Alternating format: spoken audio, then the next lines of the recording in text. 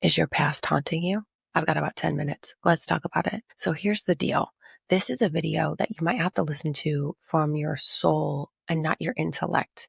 So here's the deal. If you've ever been in a position, or maybe you're currently in a position where you can't stop thinking about something, right? It's like, I had this experience happen and, it really rocked me, or there was a conversation I had last week, or, something just keeps coming up into my awareness, and not your spiritual awareness, because that's different. It's into your mental awareness. And my mind is like fixating on this thing, right? If you resonate with that, then here's the thing I want to explain to you. And it goes like this. Everything that exists is right now. Like, you watching me now is all that there is. There is only this, right? Everything that you see around you is right now. So if you are in a place where you're sitting here with me right now and your brain is trying to run off into something that happened yesterday or 2 weeks ago, 2 years ago, or 20 years ago, like, that means that there is an aspect of you that is bringing that here now, because that situation isn't happening. And this really is something that takes some practice if you're not practiced in it, but it's learning how to control the mind and discipline the thoughts, and also really control the imagination. Right? Because let's say I had a disruptive conversation with somebody 2 weeks ago, and I still find myself thinking about it when I'm driving my kids to school, when I'm doing my makeup, or whatever the scenario is right now. Then that means that, number one, I'm bringing that incident into my now, because that incident that happened 2 weeks ago is not actually happening right now. It happened 2 weeks ago. So the first question I ask is, what is causing me to bring that issue into my now? What is there for me? Because I think it's important to explore it a bit. I think it's important to reflect on it, because it could be that there's something else that needed to happen, or something else that needs to be done with it, right? Maybe there's an action you need to take. Maybe there's a moment of clarity you get to have around it. Maybe there's a different angle from which you get to look at it. But really, that change can happen right now if you choose for it to. But if you're like, what is making me bring that moment that happened 2 weeks ago into my now, and you don't have a really strong response to that question, it could be that there's nothing else for you to do other than discipline your thought, other than to tell your brain, hey, brain, that happened 2 weeks ago. I'm here now. I'm not interested in spending my mental energy this way. I'm not interested in using my brain this way right now. I would like to focus on what I'm doing right now, which is maybe writing something, or I'm at work, or I'm with my kids, right? Like, I am not willing to allow the past to steal my present and rob my future. Right. And it's not even just that when we bring something from the past into our now, it robs the future. It actually influences the future, because the second phase of this is understanding that right now we're creating tomorrow, and we're even creating like the 6 months from now, right now.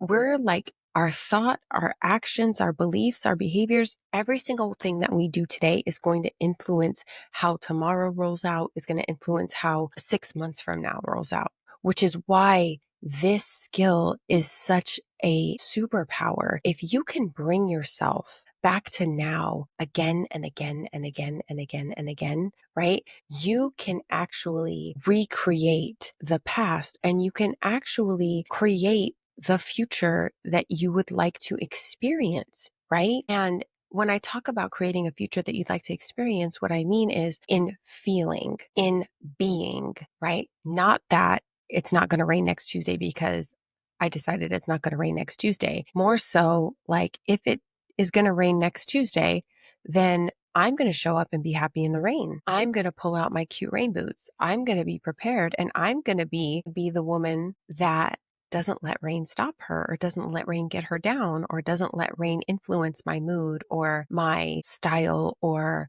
my actions for the day, right? I might not want to go run outside on a Tuesday in the rain, but I can go hop on a treadmill on a Tuesday in the rain, So there are these things that we really get to look at and learn the skill, because it is a skill, I believe, of disciplining and controlling our thoughts. And it can feel in moments like the past has a chokehold on us. And I really empathize with that, because I too am a natural reflector on things. Like if I have a conversation with somebody, I'm going to replay that conversation because I want to know how it went. I want to know if I was authentic in that conversation. I want to know if I showed up in the way that I wanted to. And if I didn't, if there's adjustments to be made, how we would approach it next time. Right. And if you're a natural reviewer for the sake of improving who you be, then it will be especially important for you to learn how to control and discipline your thoughts. Because if not, you'll be reviewing yesterday every day, right? You'll be using now to review the past all the time. And what I can tell you is there's so much here now for you. If I can bring my mind back and discipline it to realizing that there is now, there might be details I need to coordinate for tomorrow. There's details I'm working on for events that are happening in the future. But those things are the things that are within my control. And those things are the things that are more like tasks to execute as a part of being here on planet Earth, right? If you're going to have a party at an event space, you need to call and book the event space, right? So there definitely are things that we can do now to influence the future and the past. If you need to go repair that conversation that you had with somebody a few weeks ago or a few months ago or even decades ago, then make the call, right? But it's like, is there an action that I need to take right now, because now is all you have? Then let me take that action right now. And if I'm not in a position to take the action right now, let me calendar it so that I can take the action at some point in the future. But to sit here and to rehash so much that has already happened, or to sit here and bring myself into overwhelm thinking about the future and what's coming or not coming, that is not me being in my power. That is me being in my fear. That is me being in the guilt. That is me being in the shame. That is me being in the anxiety. And the way that I'm being is going to absolutely inform how the next now moments go. So when we talk about being in the now, I'm literally talking about who do you be and how do you be in the now, right?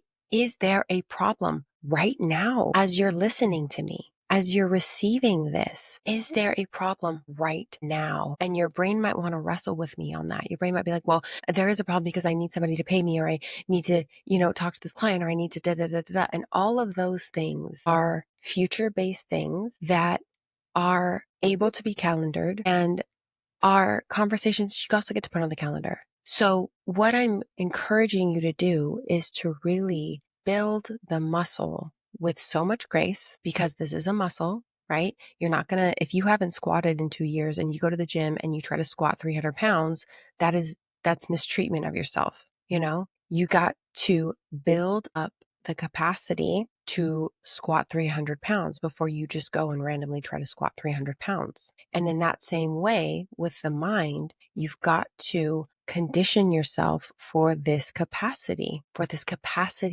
to let go at this level, to accept at this level, to train your brain to say, I'm here right now. What's the next best move right now? Where do my thoughts go when I leave them unattended?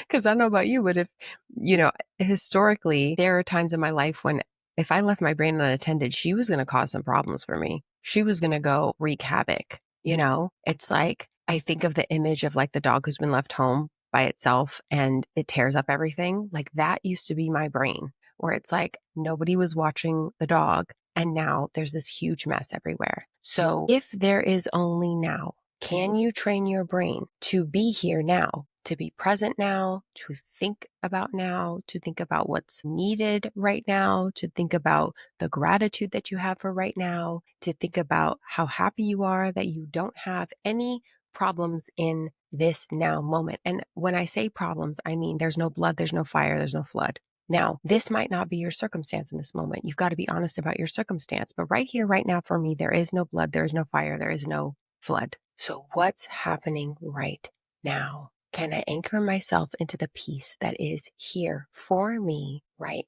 now? Give it a shot. Let me know what you think.